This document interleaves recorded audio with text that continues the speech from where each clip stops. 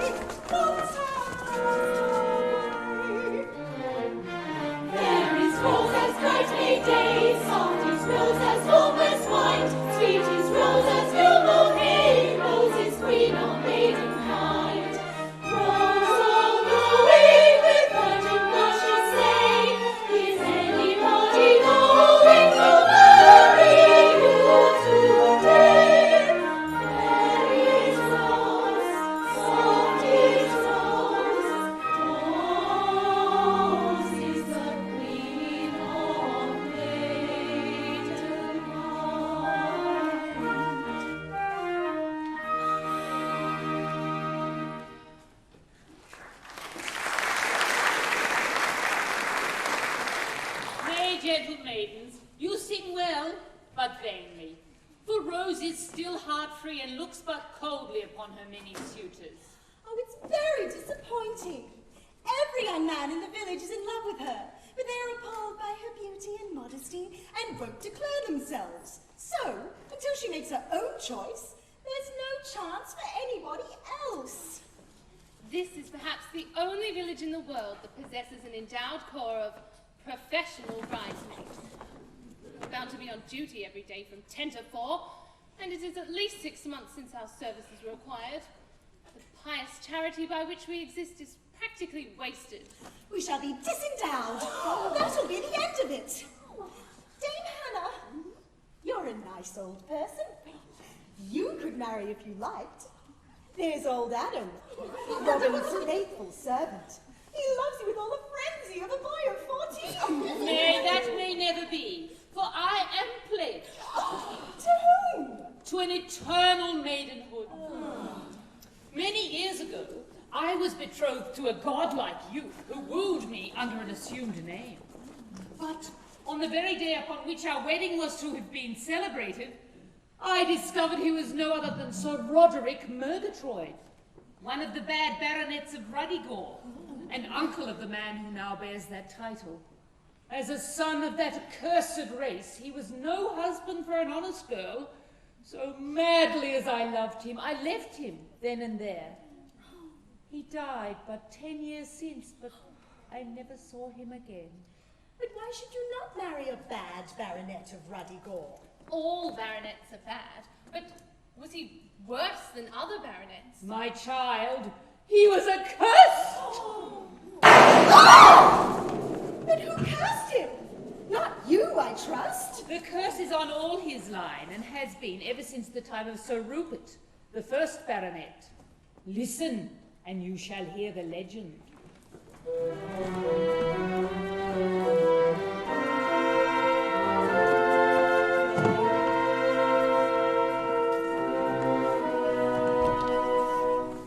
Sir Rupert Murgatroyd, his leisure and his riches, he ruthlessly employed in persecuting witches. With fear he'd make them quake, he'd duck them in his lake, he'd break their bones with sticks and stones, and burn them at the stake. This thought he much enjoyed, did Rupert Murgatroyd, no sense of shame or pity gave to Rupert Murgatroyd. Once on the village green a palsied hag he roasted, and what took place I ween shook his composure boasted. For as the tortured grim seized on its withered limb, the writhing dame its fire and flame yelled forth this curse on him. Each lord of Ruddigore, despite his best endeavour, shall do one crime or more, once every day forever. This doom he can't defy, however he may try, for should he stay his hand that day in torture he shall die. The prophecy came true, each heir who held the title had every day to do some crime of import vital, until with guilt or blind I'll sin no more, he cried. And on the day he said that say, in agony he died. And thus with sin employed, has died each Murgatroyd, and so shall fall both one and all each coming Murgatroyd.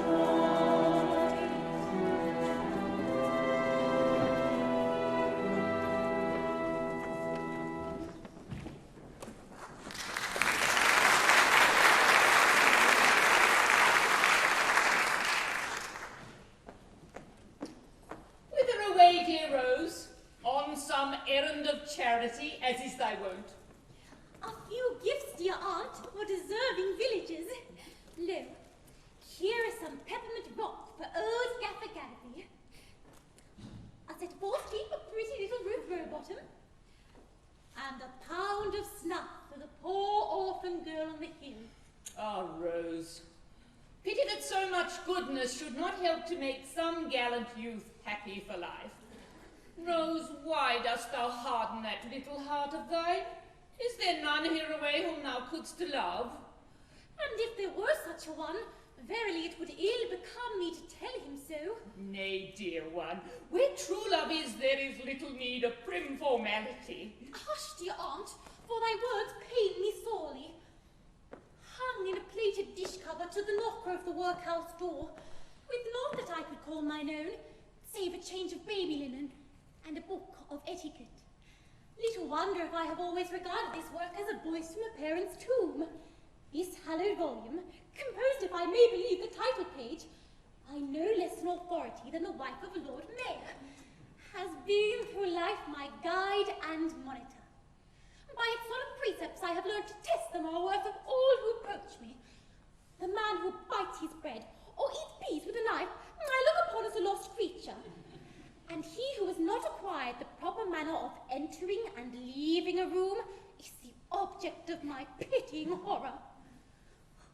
There are those in this village who bite their nails, dear aunt, and nearly all who want to use pocket combs in public places. In truth, I could pursue this painful theme much further. But behold, I have said enough. But is there not one who is faultless in thine eyes? For example, young Robin. He combines the manners of a marquis with the morals of a Methodist. Couldst thou not love him?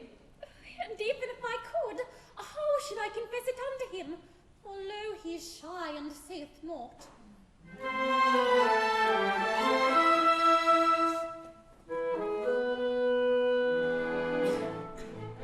If somebody there chanced to be, who loved me in a manner true, my heart would point him out to me, and I would point him out to you. But heresies of those who point their manners must be out of joint. You may not point, you must not point, its manners out of joint to point. Had I the love of such as he, some quiet spot he'd take me to, then he could whisper it to me, and I could whisper it to you. But whispering my sound with it is contrary to etiquette. Where can it be? Now let me see. Oh, yes, yes, it's contrary to etiquette.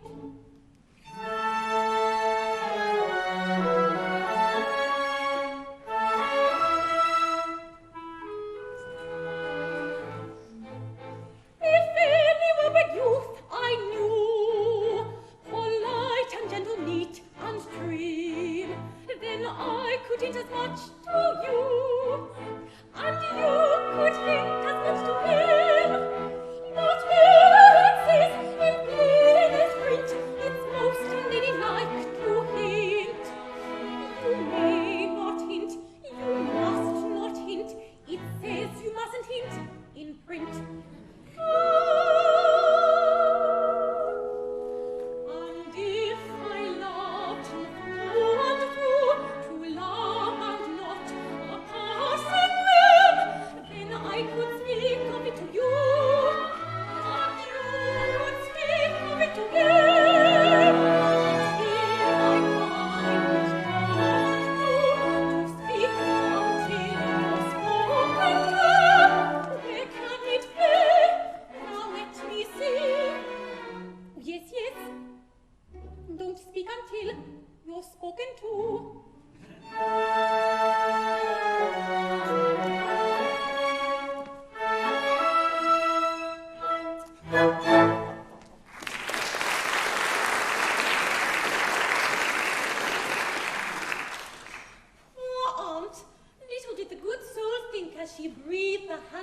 of Robin, that he would do even as another.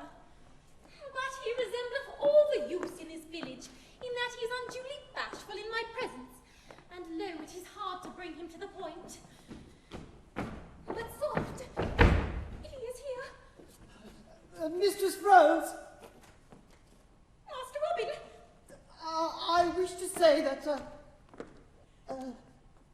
it is fine, it is passing fine. but we do want rain. Aye, sorely. Is that all? Yes, that is all.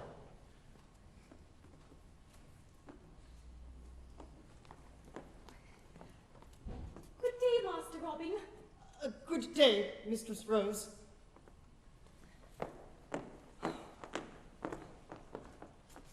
I beg pardon, What you were about to say? I would fain consult you. Really? In truth, it is about a friend. Oh, in truth, I have a friend myself. Indeed. I mean, of course.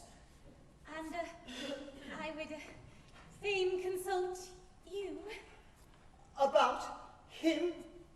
about her. Let us consult one another.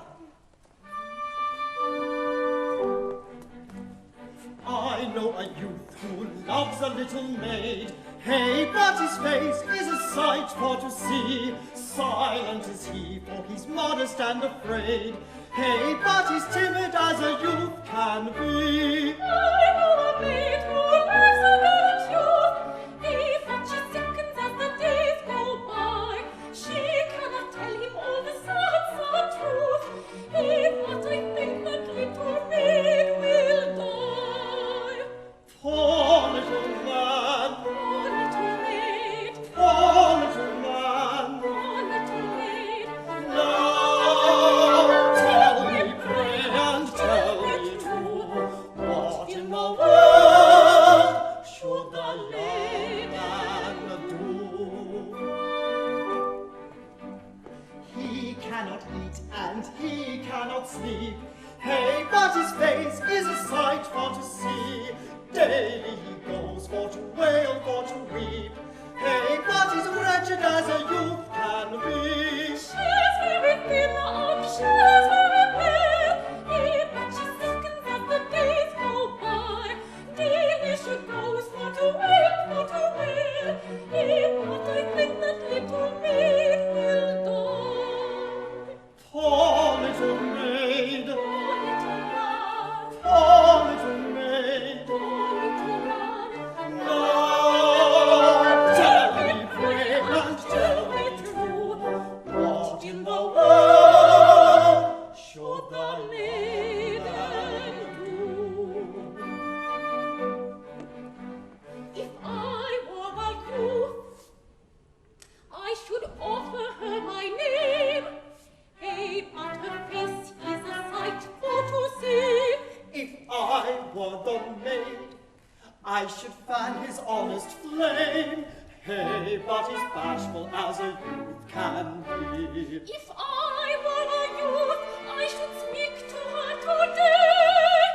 Hey, but she sickens as the days go by. If I were the maid, I would meet the lad halfway. For I really do believe that timid youth will die. Poor little man, Poor little maid, poor little man. poor little maid. I thank you, miss, for your counsel true. I'll tell that youth what he ought to do.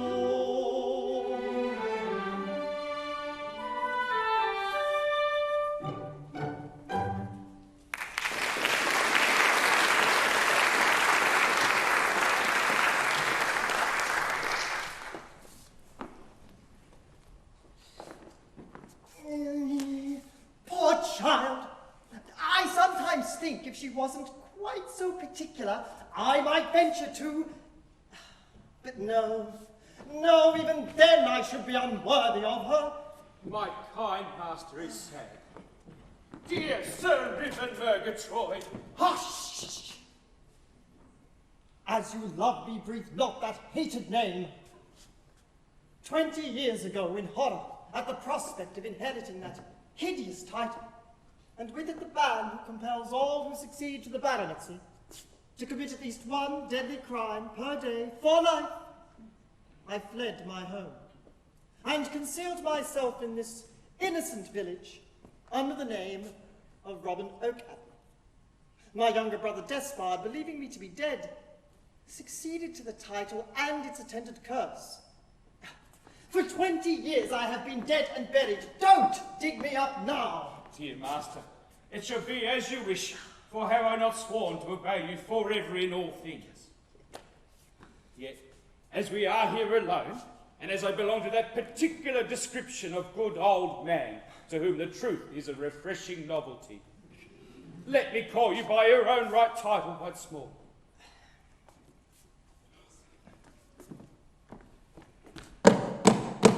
Sir Rupert Murgatroyd, baronet of Ruddigore! Oh, it's like 8 hours at the seaside. Oh, my poor old friend, were there more like you? Well, would there were indeed. But I bring you glad tidings. Your foster brother Richard has returned from sea. His ship the Tom Tit rides yonder at anchor, and he himself is even now in this very village. My beloved foster brother? No, it cannot be. It is even so. And see, he comes this way.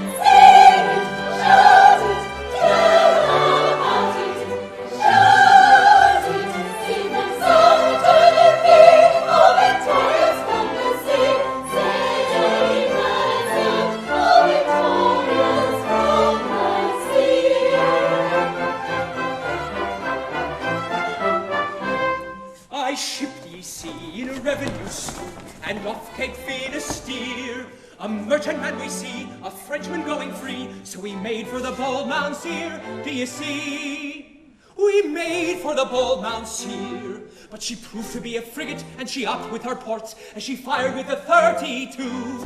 It's coming near, but we answered with a cheer, which paralyzed the poor parlez-vous, do you see? Which paralyzed the poor parlez-vous. Which paralyzed the poor parlez-vous, do you see? Which paralyzed the parlez-vous. Then our captain he up, and he says he, that chap we need not fear. We can take her if we like, for she's certain for to strike, for she's only a darn Mounseer, do you see? She's only a darn Mounseer. But to fight a French filal, it's like hitting of a gal. It's a lubberly thing for to do. For we with all our faults, why we're sturdy British salts, but she's only a poor parlez-vous, do you see? While she's only a poor parlez-vous. While she's only a poor parlez-vous, do you see? While she's only a poor parlez-vous. Then we up with our helm, and we scuds before the breeze, as we gives a compassionating cheer. Froggy answers with a shout, as he sees us go about, which was grateful of the poor Mounseer, do you see? Which was grateful of the poor Mounseer, and I'll wager in their joy they kissed each other's cheek. Which is what them foreigners do, and they bless their lucky stars while we're hardy British tars, who had pity on a poor parlez-vous, do you see? Who had pity on a poor parlez-vous. Who had pity on a poor parlez-vous, do you see? Who had pity on a poor parlez-vous.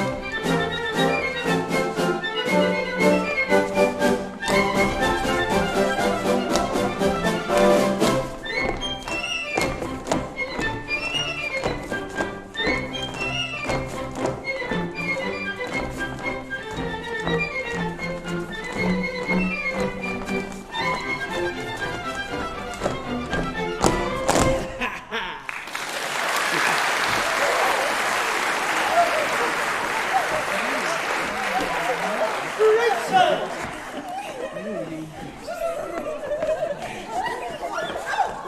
Oh, Robin! Oh, my beloved foster brother and very dearest friend. Welcome home after 10 long years, it seems. Oh, it is such deeds as yours that have caused our flag to be loved and dreaded throughout the civilized world. My Lord love ye, Rob. That's but a trifle to what we have done in the way of sparing life. I believe I may say, without exaggeration, that the merciful little tomtit has spared more French frigates than any craft afloat. But 'tain't for a British seaman to brag, so I'll just stow me jaw and tackle and belay.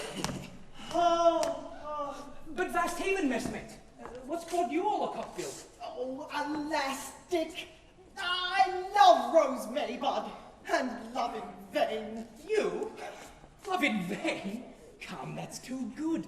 Why, you're a fine, strapping, muscular young fellow. Tall and strong as the gallant mist. Taut as a horse day. I ain't a baronet to boot. If all had their rights. Hush, Richard. Not a word about my true rank, which none here suspect. Yes, I know well enough that few men are better calculated to win a woman's heart than I. I'm a fine fellow, Dick, and worthy any woman's love. Happy the girl who gets me, say I. Oh, but I'm timid, Dick. Shy, nervous, modest, retiring, diffident. And I cannot tell her, Dick, I cannot tell her. You've no idea what a poor opinion I have of myself, and how little I deserve it. Robin, do you call to mind how years ago we swore that come what might, we would always act upon our heart's dictates? Aye, Dick, and I've always kept that oath. In doubt, difficulty, and danger, I've always asked my heart what I should do, and it has never failed me. Oh, right. Let your heart be your compass, and with a clear conscience for your binnacle light, and you'll sail 10 knots on a bowline, clear of shoals, rocks, and quicksands. Well now, what does my heart here say in this difficult situation? Why, it says, Dick! It says. It calls me Dick because it's known me since I was a babby. Dick, it says, you ain't shy, you ain't modest, speak you up for him as is. So Robin, me lad, just you lay me alongside, and when she's becalmed under me lee, I'll spin her a yarn that shall serve to fish you two together for life. Will you do this for me? Can you? Do you think? Yes. Well, there's no false modesty about you. You're what I'd call bumptious, self-assertiveness. I mean the expression in its complimentary sense has already made you a boatswain's mate and will make an admiral of you in time if you work it properly, my dear incompetent impostor. My dear fellow, I give you my right arm for 1/10 of your modest assurance. My boy, you may take it from me that of all the afflictions accursed, with which a man saddled and hampered and added and diffident, it is the worst. Though clever as clever can be, a Crichton or Valley romance, you must start it and stop it and blow your own trumpet. Don't trust me, you haven't a chance. If you wish in the world to advance, your minute you're bound to advance. You must start it and stop it and blow your own trumpet. Don't trust me, you haven't a chance. Now take for example my case. I've a bright intellectual brain. In all London City there's no one so witty, I've thought so again and again. I've a highly intelligent face, my features cannot be denied. But whatever I try, so I fail in myself. I don't know. I'm modesty personified. If you wish in the world to advance, your merit shall bound to advance. You must study and stop it and blow your own trumpet, or trust me, you haven't a chance. As a poet, I'm tender and quaint. I've passion and fervour and grace. From Ovid and Horace to Swinburne and Morris, may all of them take a back place. And I sing and I play and I paint, though none are accomplished as I. To say so with treason, you ask me the reason. No, I didn't. Oh, I thought you did. No. I'm diffident, modest, and shy. If you wish in the world to advance, your merit shall bound to advance. You must study to stop it and blow your own trumpet, or trust me, you haven't a chance. If you wish in the world to advance, your merit shall bound to enhance. You must stir it and stop it and blow your own trumpet, or trust me, you haven't a chance.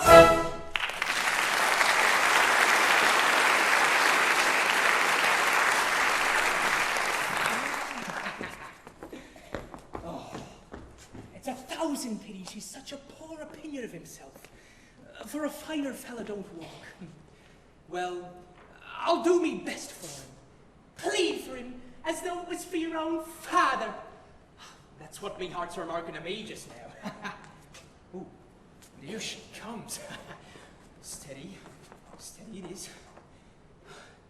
Oh, by the port admiral, she's a title craft. Oh, come, come, she's not for you, Dick. Oh, and yet she's fit to marry Lord Nelson. Oh, by the flag of old England, I can't look at her unmoved. Sir, you are agitated. Aye, me lass, well said. I am agitated, true enough. Took flat aback of me, girl, but 'tis not, 'twill pass. This here art of mine's a dictating to me like anything. Question is, have I a right to disregard its promptings? Can I do aught to relieve thine anguish? For it seemeth to me that thou art in sore trouble. This apple? No, me lass, take that. I'm took flat aback. I never see anything like you in all me born days. Oh, parbuckle me, if you ain't the loveliest gal that I've ever set eyes on. Oh, there, I can't say any fairer than that, can I? No. The question is it meet that an utter stranger shall thus express himself?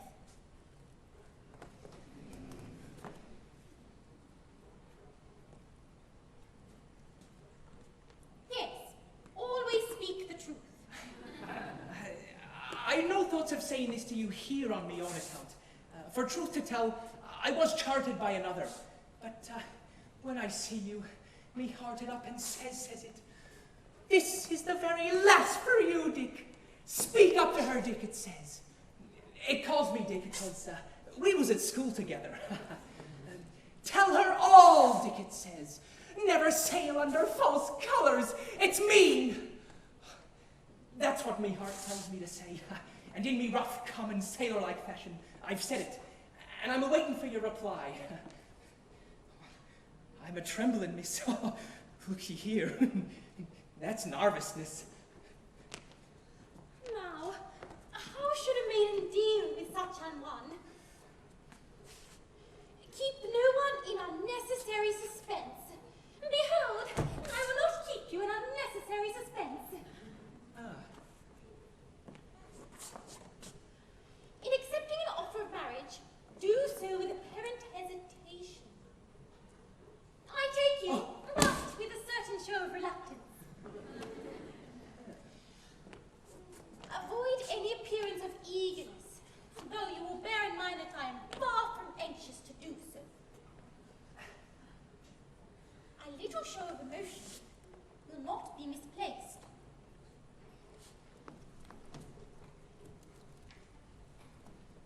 Pardon this tear. Oh, Rose, you've made me the happiest blue jacket in all of England.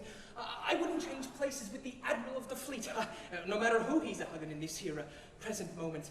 But, asking your pardon, miss, might I be permitted to salute the flag I'm going to sail under? An engaged young lady should not permit too many familiarities. Once. Come here.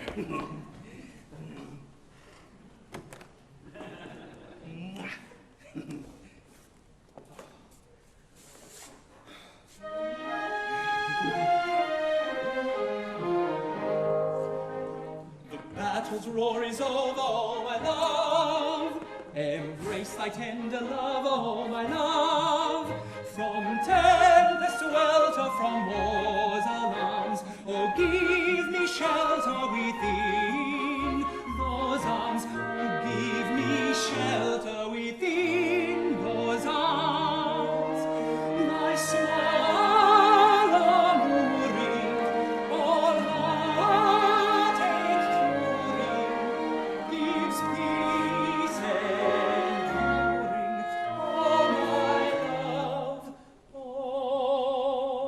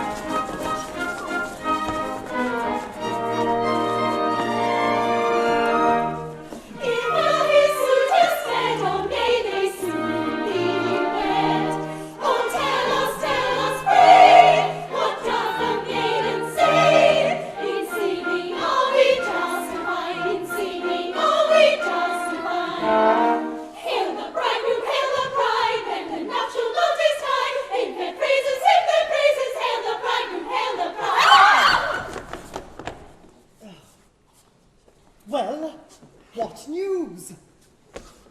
Have you spoken to her? I, my lad, I have, so to speak, spoke to her. And she refuses. Oh, I know, I can't truly say she do. Then she accepts. My darling! When the nuptial note is time, in their praises, hail the bridegroom, hail the bride.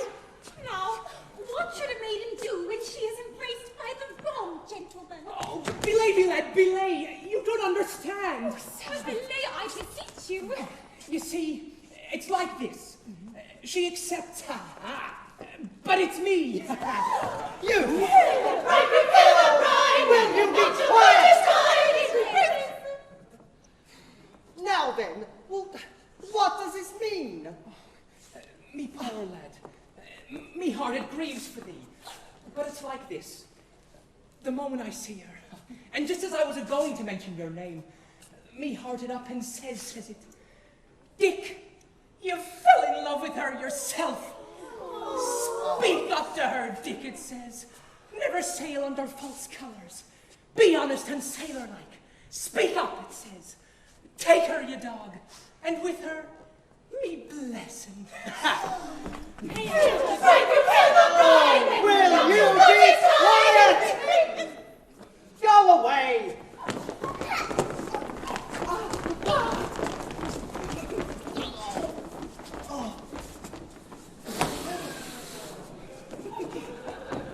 Vulgar girls. What could I do? I'm bound to obey me heart's dictates. Of course, no doubt. It's quite right. I don't mind. That is, not particularly. Only it's, well, it is disappointing, you know. Oh, but sir, I did not know that thou didst seek me in wedlock, or in very truth I should not have hearkened unto this man. For behold, he is but a lowly mariner, and very poor withal, whereas thou art a tiller of the land, and thou hast fat oxen, and many sheep and swine, a considerable dairy farm, and much corn and oil. Oh, that's true, me lass, but it's done now, ain't it, Rob? Still it may be that I should not be happy in thy love. I am passing young and little able to judge. Moreover, as to thy character I know naught. Nay, Rose, I'll answer to that. Dick has won thy love fairly. Broken-hearted as I am, I'll stick up for him through thick and thin. Oh, thank you, messmate. That's well said. That's spoken on. Thank you, Rob. Yet methinks that I have heard that sailors are but worldly men, and little prone to lead serious and thoughtful lives. And what then? Admit that Dick is not a steady character, and that when he's excited he uses language that will make your hair curl. Grant that, he does. It's the truth, and I'm not going to deny it. But look at his good qualities. He's as nimble as a pony, and his hornpipes the talk of the fleet.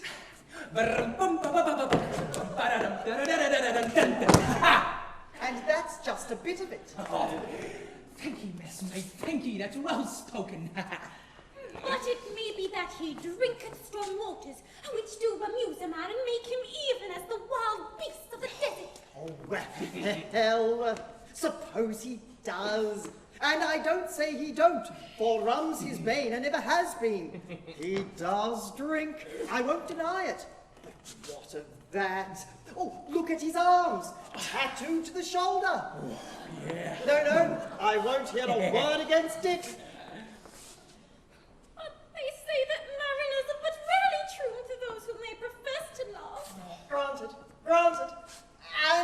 say that Dick isn't as bad as any of them. You are. You know you are, you dog. A devil of a fellow. A regular out-and-out Lothario. But then, you can't have everything. And a better hand at turning in a dead-eye don't walk a deck. Oh! And what an accomplishment that is in a family man. No, not a word against Dick. I'll stick up for him through thick and thin. Oh, thank ye, Rob, thank ye. You're a true friend. And I've acted according to me heart's dictates. And orders such as them no man should disobey. In sailing all life's oceans wide, your heart should be your leading guide. With psalmacy and favouring wine, yourself imposed, you'll surely find. My heart says to this maiden strike, she's captured you, she's just the sort of girl you like. You know you do. If other men her heart should gain, I shall resign. That's what it says to me quite plain. This heart of mine, this heart of mine. My heart says you've a prosperous lot, with acres wide. You mean to settle all you've got upon your pride. It don't pretend to shake my hands by word or sign. It merely states in simple facts.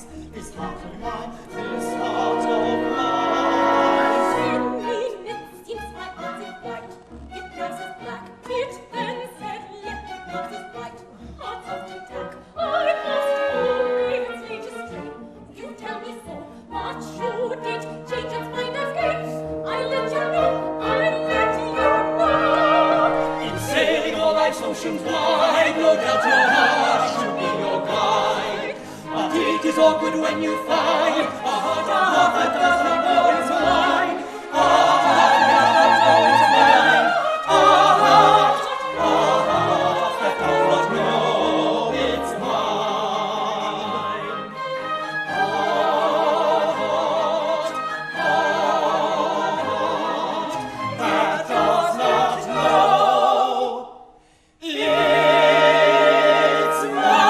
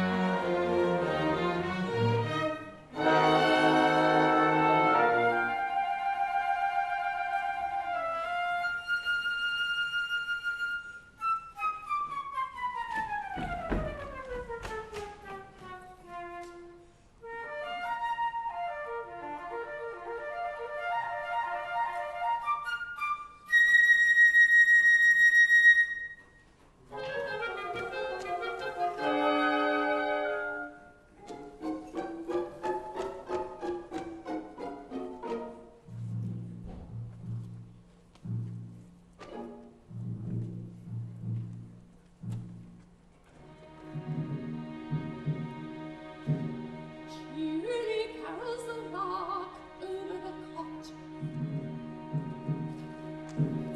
Merrily whistles the clerk, scratching a blot. But the lark and the clerk, I remark, comfort me not.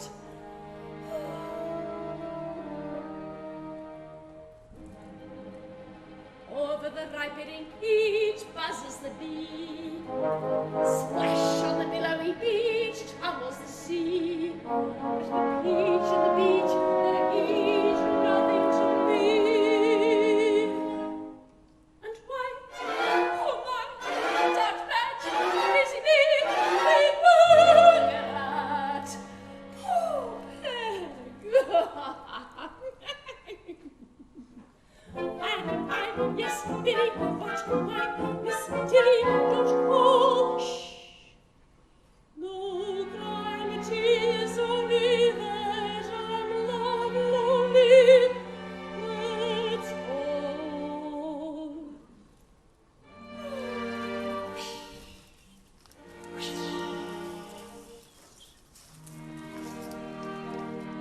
To a garden full of posies cometh one to gather flowers, and she was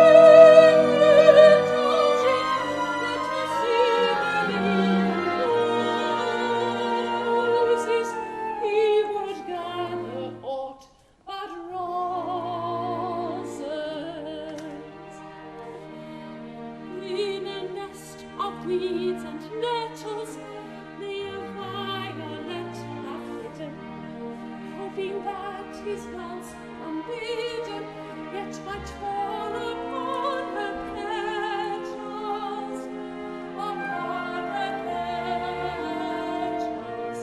Oh, she lived along the plot, only missing that apart. But alas, the cruel awaking, but alas, the cruel awaking. Si je l'ai breaking, only gave the thorns roses, only roses, only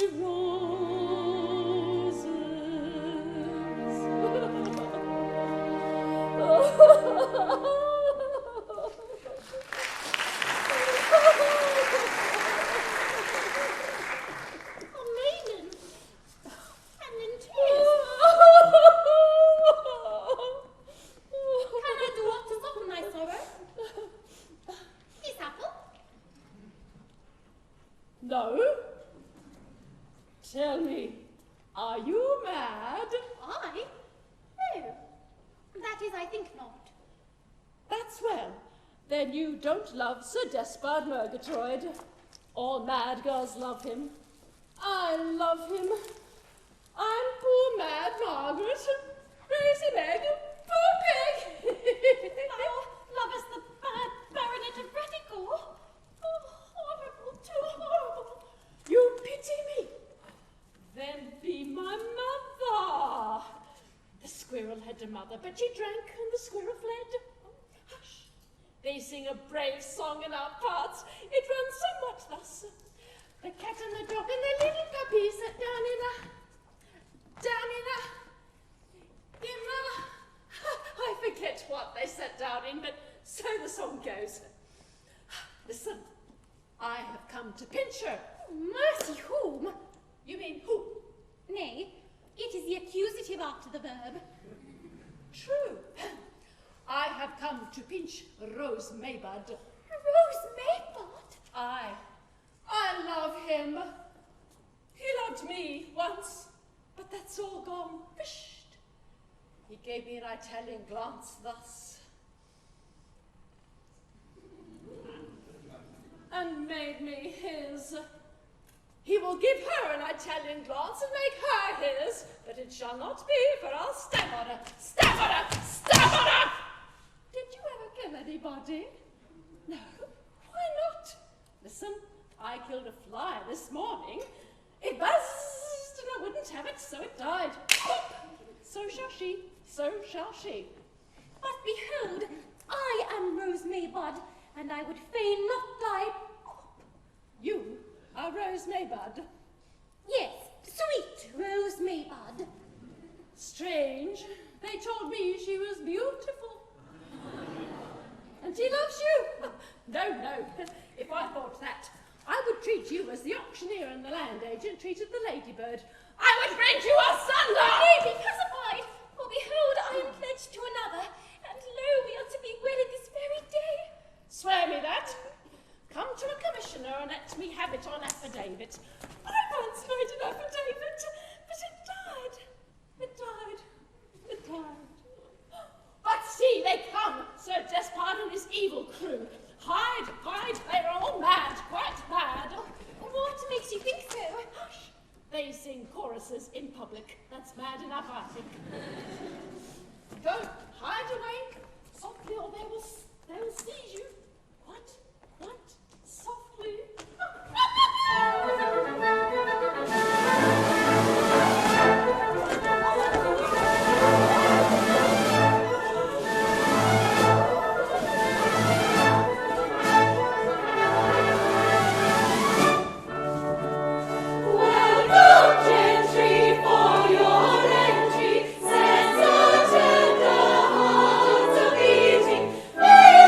See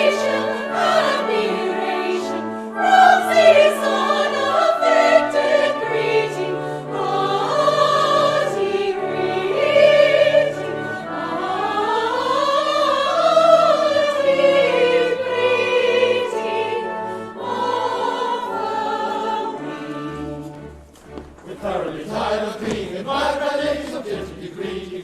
With flattery sated, I've thoroughly faded away from the city. Be free. From childhood to murals to printing, it's rule. The sound of transition is simply illusion. Crown amaryllis come going until it's your slaves for the moment. Are we your slaves for the moment? Your slaves are we.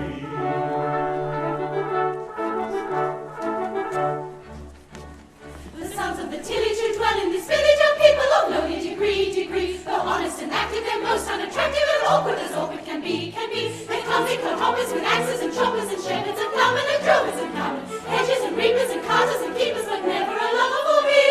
But never a lover for me.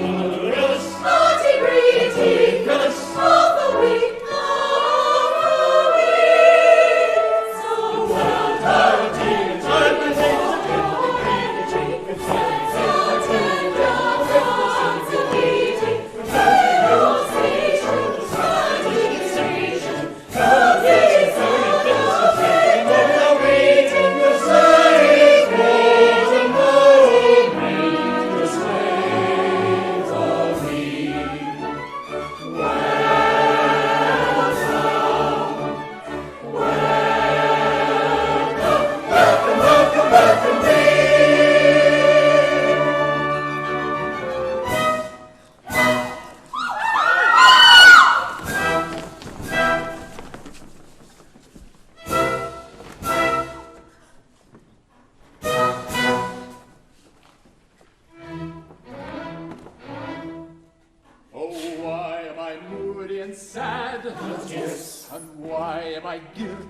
mad. Oh, yes. Because I'm thoroughly bad. Oh, yes. See it at once in my face. Oh, why am I husky and hoarse? Oh, why? It's the working of conscience, of course. Why, fine. And huskiness stands for remorse. Oh, why? At least it is so in my case. When in crime one is fully employed, like you, your expression gets warped and destroyed. It's a penalty few can avoid. How true. I once was a nice-looking youth, but like stone from a strong catapult. Such vice. I rushed at my terrible curl. That's vice. Observe the unpleasant result. Not nice. You see, I am telling the truth. Oh, innocent, happy, though poor. That's me. If I am virtuous, I'm sure. Like me. I should be as nice looking as you. Maybe. You're very nice looking indeed. Oh, innocence, listen in time. We don't. Avoid existence of crime. Just so. Or you'll be as ugly as I'm. No. And now, if you please, we'll proceed.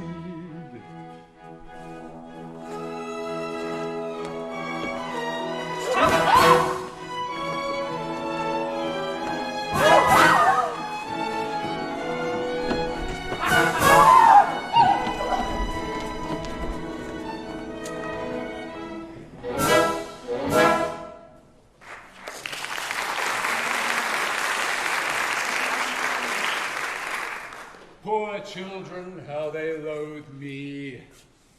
Me, whose hands are certainly steeped in infamy, but whose heart is as the heart of a little child. What is a baronet to do when he has a picture gallery who threaten him with an excruciating death if he failed to commit his daily crime? But, I am even with them. I get my crime over first thing in the morning, and then, for the rest of the day, I do good. I do good. I do good. 2 days since, I stole a child and built an orphan asylum. Yesterday, I robbed a bank and endowed a bishopric. Today, I carry off Rose Maybud and atone with a cathedral. This is what it is, to be the sport and toy of a picture gallery. But I will be bitterly revenged upon them. I will give them all to the nation, and no one should look upon their faces again. asking your honour's pardon, but... Observe? By a mariner. What would you with me, fellow? Your honour, I'm a poor man-of-war's man, becalmed in the doldrums. I don't know then. And I make so bold to ask your honour's advice.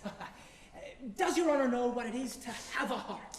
My honour knows what it is. To have the complete apparatus for conducting the circulation of the blood through the veins and arteries of the human body. I'm elect, but does your honour know what it is to have a heart that up and looks you in the face and gives you quarter-deck orders that it's life and death to disobey? I have not a heart of that description, but I have a picture gallery that presumes to take that liberty. Well, your honour, it's like this. Your honour had an elder brother. It had? Who should have inherited your title, and with it, its curse. Aye, but he died. Oh, Ribbon. He didn't. He did not? He didn't. On the contrary, he lives here in this very village under the name of Robin Oakapple, and he's going to marry Rose Maybud this very day. Ribbon alive? Going to marry Rose Maybud? Can this be possible? Now, the question I was going to ask your honour is, aren't I to tell your honour this? I don't know. It's a delicate point. I think you ought. I'm not sure. But I think so. Oh, that's what me heart says. It says, Dick, it says. It calls me Dick because it's entitled to take that liberty. That there young gal would recoil from him if she knowed what he really were. Ought you to stand off and on and let this poor gal take this false step and never fire a shot across her bows to bring her to? No, it says, you did not ought, and I won't ought, according. Then you really feel yourself at liberty to tell me that my elder brother lives, that I may charge him with his cruel deceit, and as to his shoulders this hideous thraldom under which I have laboured for so many years, free at last, free to live a blameless life, and to die beloved and regretted by all who knew me.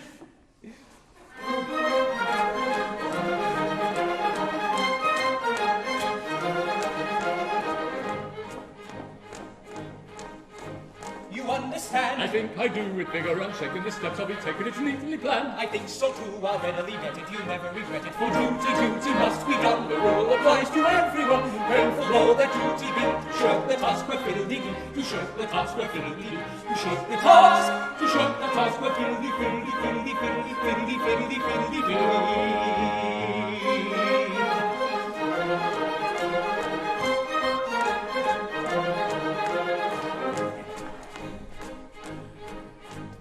Bridegroom comes, likewise the bride, the maidens are very elated and merry, they are her chums. to lash their pride were almost a pity that pretty committed. For duty must be done, the rule applies to everyone. Painful though that duty be, to shirk the task where fiddle-dee-dee, to shirk the task where fiddle-dee-dee, to shirk the task where fiddle-dee-dee.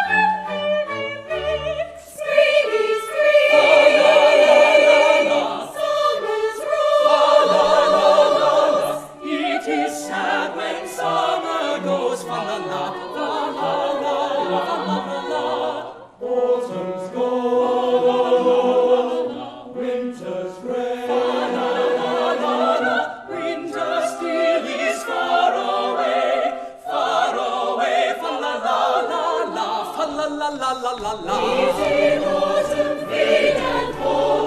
Winter is the end of all. Spring and summer,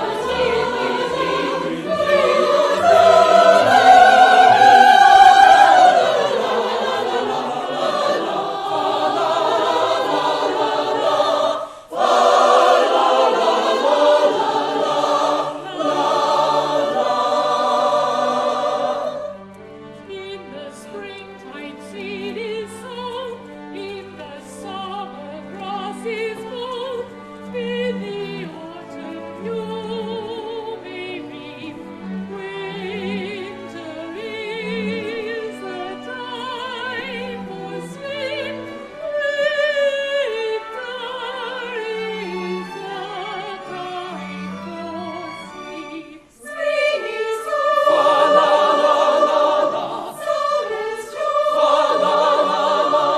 Spring and summer never cloy, fa la la, fa la la, fa la la la.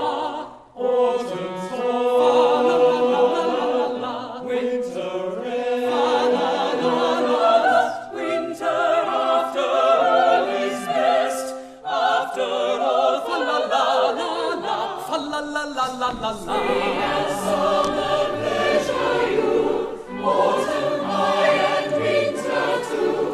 Every season has its friends.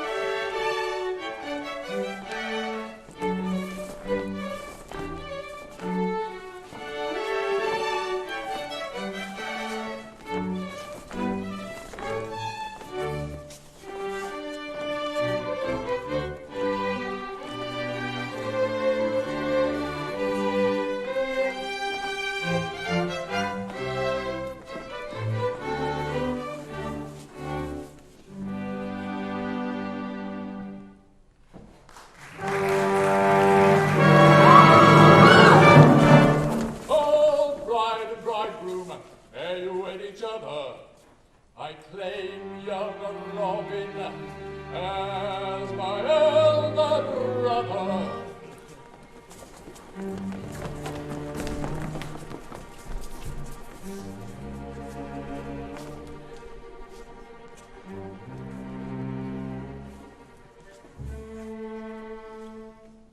His rightful title I have long enjoyed.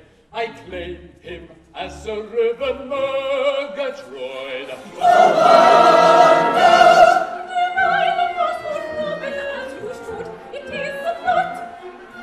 I would if conscientiously I could, but I cannot.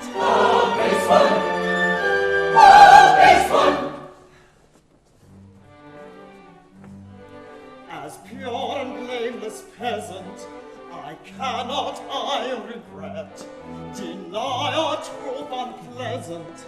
I am that baronet. He is that baronet.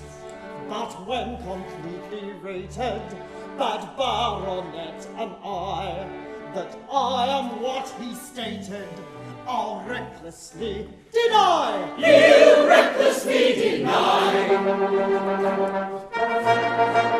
When I'm a bad bat, I will tell Tarantino. You tell Tarantino when he's a bad boss. I play a bad part on the falsest of On villains. very false villains who play a bad boss. But until that takes place, I must be conscientious. Then be conscientious until that takes I'm place. gonna do with good grace my moral sententious. His moral sententious and do with good grace. Now do with good grace his moral sententious.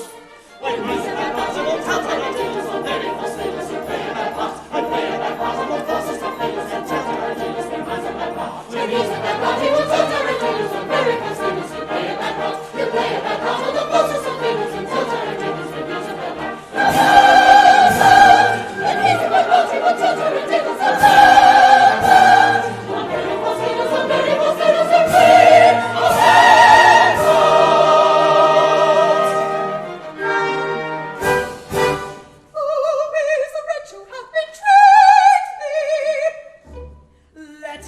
stand forth. 'Twas I. Traitor! Hold, my conscience made me withhold your wrath.